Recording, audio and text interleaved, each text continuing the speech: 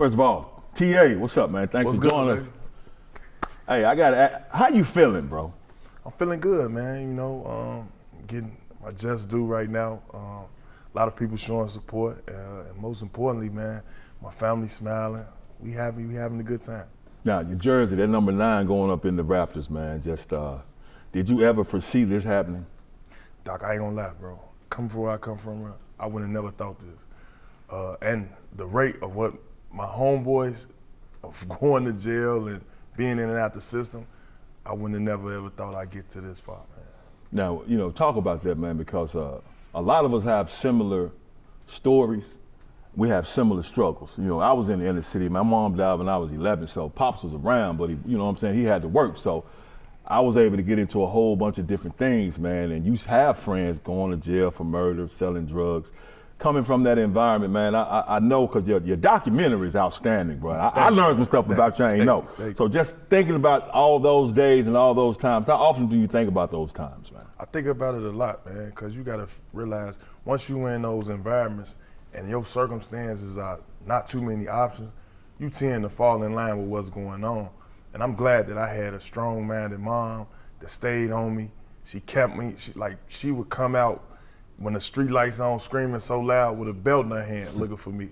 You know what I mean? Whenever it was time for me to just, you know, be focused, I think she stood firm with that. But man, it's so much you can get into coming out of those environments, man. And I just thank God that I kept a straight path. Now, watching your documentary, man, the thing is so well done. I ain't gonna even lie, bro. I consider myself a tough dude, but I teared up in that thing, man. Do we all? I did too, man. I tried to be tough, man. I tried to, you know, be macho about it, but man, it was something about it where, you know, when I seen my mom, you know, getting out of her circumstances, you know, taking care of my sisters, which they think they my mother. Yeah. they my younger sisters, but they act like they my mom. Like I say, and just, you know, being there for the fam, and that's really what it was all about. That was my journey, and that's what I always wanted to do. And so I thank God that I was able to do that. What point of the documentary hit you the hardest? Like, man, took you back to a part you like, God dang, man, I remember living it. I remember telling them about it, but just seeing it on the screen. I mean, I would say my mom, obviously, you know, she my rock, but if I could say anything, man, just looking at all my peers, you know, giving me my flowers, you know, a lot of them just, you know, giving me the respect and the just due, because when I was out there, just the proper preparation that I was preparing to get ready for those guys, it really was really a study, like another school. And then I would have to say Juwan Howard, you know, I don't think people understand, man, for an NBA player to make it and then come back and do what he did by putting that playground down there, man, right in front of my house. It was like, yo, it did something to me. And to see him pull off, they ain't put this in the documentary. He pulled off in the drop top Bentley Azure. That was more motivation for me to say, you know what, I want one of them and I'm going to the league. And so I give a lot of kudos to him, man, because he was the neighborhood hero. Let me ask you this, man. I ain't saying it because you're my guy, man. We've been down for years, but I don't know if you consider yourself that, but I do, man. You're all-time great, and I say that because not only first-team defense. First team, for sure, first team. But when you have a Kobe Bryant, who's arguably one of the best players to ever play, even though they don't put him in the argument. Yeah, he says you're the toughest defender. So to me, you're all-time great, man. I know you probably don't look at yourself like that, but how does it feel just hearing that? Man, it's very flattering. Like I said, man, it's definitely a mindset that, you know, that I had to be great, but I didn't know nobody acknowledged that side of the ball. I didn't know that was so valued in yesterday's game. And just for my peers like Kobe to even say that, I look at him as like the greatest player of all time. He is my Michael Jordan. Mm-hmm. And the battles that we had, man, it's like I cherish him. I studied that man so much, man. I would wake up in the morning, watch film on him. I would study his head fakes. I would study his jab step. Hell, I'll study his free throws. I study his transition moves. I study his out of the bounds timeout plays. It would be plays where it got so physical and so complicated with him. When I would stick him, and Pau Gasol know that I'm about to stick him and overplay the play, he would start speaking in Spanish, like, you know, like ja amigo, like I'm like, Ja amigo means stop. Yeah. I'm backdooring and all the other words I don't know for that. But I'm like, why is he speaking in Spanish at this moment? You get what I'm saying? And I studied him to a T, bro. And just to hear them say, man, Tony Allen never called for help, that meant a lot to me that he understood that. Because when I used to be in the locker room, I used to always tell the guys, bro, like, do not help me, bro. If he beat me, he beat me. He gonna have to beat me to the white meat in my head. Because guess what? I'm going out fighting. And I'm glad he honored that, and I respect that, man. Rest in peace, Kobe, the late great. And just looking at how much of a student of the game you were, man, I didn't know you studied that much film, bro. You kept that laptop with you, man, and just you consumed it, man. I mean, where did that come from, bro? Man, that was the big laptop too. They don't even make that one no more. But I got to give my credits to James Posey with that, man. I used to see James Posey. He would grab the our video coordinator guy. He'd grab his laptop and he'd be like, "Yo, give me the plays of what they gonna run for my opponent." And he would watch short segments. He wouldn't watch it for too long. He probably watched about like maybe 10, 15 minutes. I just took it to a whole nother level because it was like, yo, I want to see what they was doing in the previous 5 or 6 games, because some games 2 games he might be off, he might have an off shooting night, but then the next 3 games he on fire. But I'm trying to get to seeing what he was doing on them off nights as well. I'm trying to see what he was doing on them nights where he went 12 or 18. I'm trying to see on them nights also where he didn't shoot too good from beyond the arc. And so forcing the guys in positions where they not uncomfortable, you know what I'm saying? And I thought that was key, man. And like back in the day, my old heads used to tell me proper preparation prevent poor performance. So I have to be prepared to get out there. If y'all relying on me to be the glue guy, the stopper, I got to be prepared, man. I don't want no excuse. Because there's been plenty of times, Doc, man, I come in the locker room and I tell them. I remember vividly, Carmelo hit a game-winning shot on me in New York, in Memphis, right there in front of our bench. I walked in the locker room, hey, that was on me. I'm willing to be accountable for every action that's in my way because I'm properly planning. I'm in the weight room. I'm conditioning my body. If I don't play over 25 minutes, I need to go run 20 minutes on the treadmill so I can be ready for the next game. And that's just how I was wired, man. And as far as the laptop again, man, like they say, man, I done dropped it a few times, and that was my music on the laptop as well too. So I was getting crunk and studying at the same time.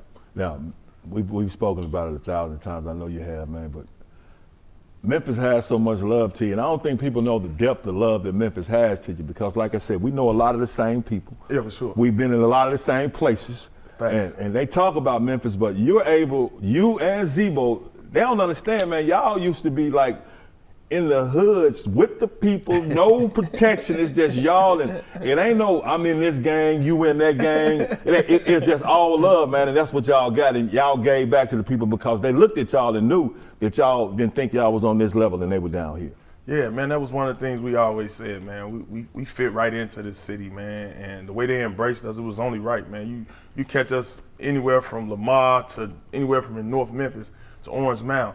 And I'm talking about in some of our best cars. And not only that, we jumping out, we shaking hands, signing autographs, hugging people, saying what's up to the thugs, saying what up to anybody, you know what I'm saying? Ain't no big eyes or little U's, and that's the way we played it, man. And we come from them type of background, so it's like normal, you know what I mean? Like, it's normal to just be in poverty-stricken neighborhoods showing love, because everybody ain't doing that, Doc. I mean, coming from where I'm coming from, you know what I'm saying? I seen Nuke come back, but it wasn't no Michael Jordans or no Scottie Pippens coming to hang out with us and say what up with us.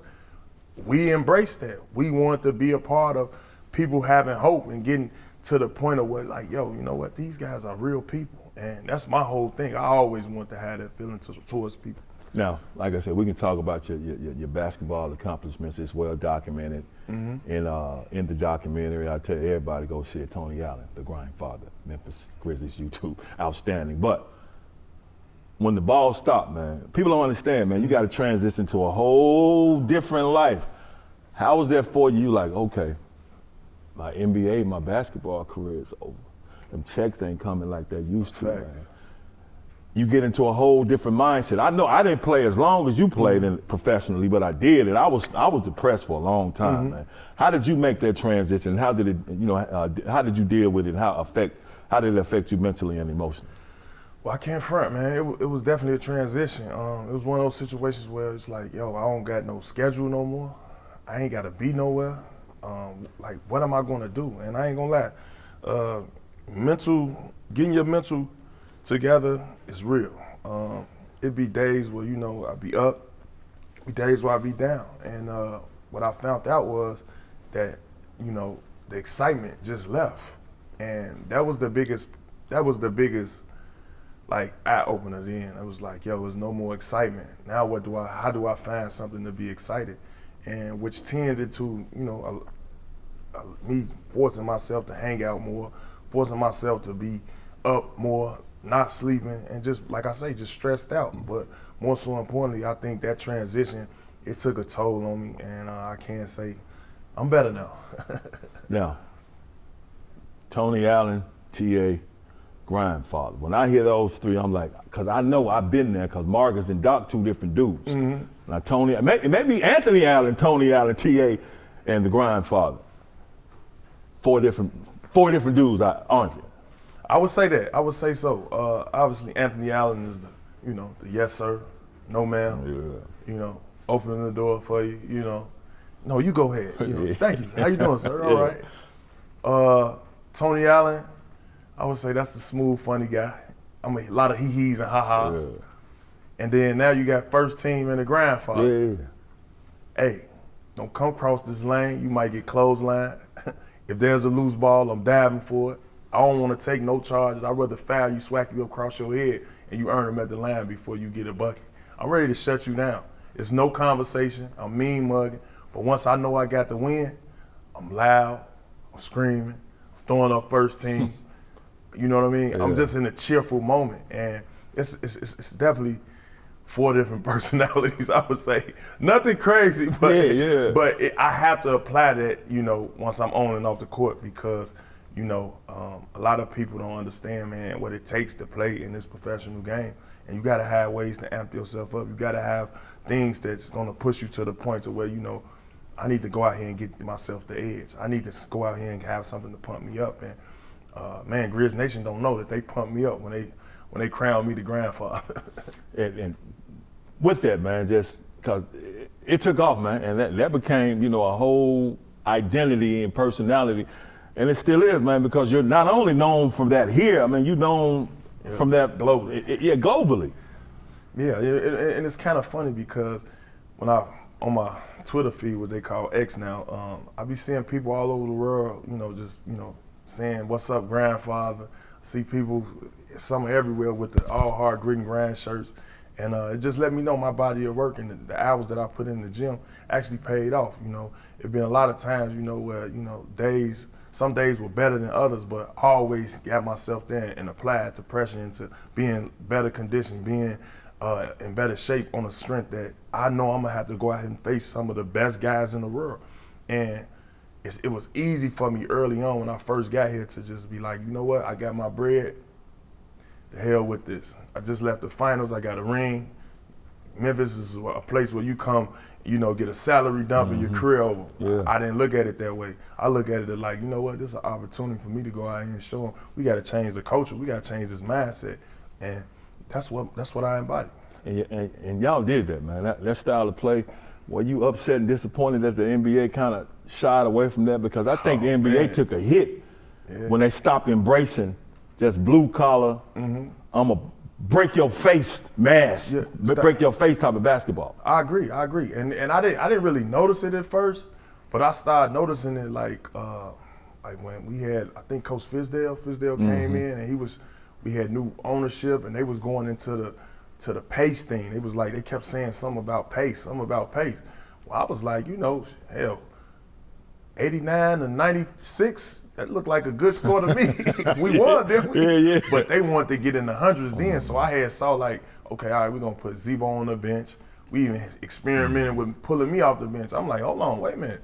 I can't make first team coming off the bench. You know what I'm saying? So I kind of made it a problem. Zebo, he on the other hand, he took it in stride. Big kudos to MacBo. But man, I saw it then and I was like, yo, we shooting threes. And then they started asking Mark, we want you to start shooting more threes. And he was like, what? And then I couldn't believe, and then before you knew it, man, I found myself in New Orleans, and that was the game plan in our offensive playbook. Primary big, come shoot the three. You are more than welcome. And I was like, wow. Here it is. We got DeMarcus Cousins, 7-foot big man, shooting threes, but he hitting them. Yeah. But it's like you a beast in the post.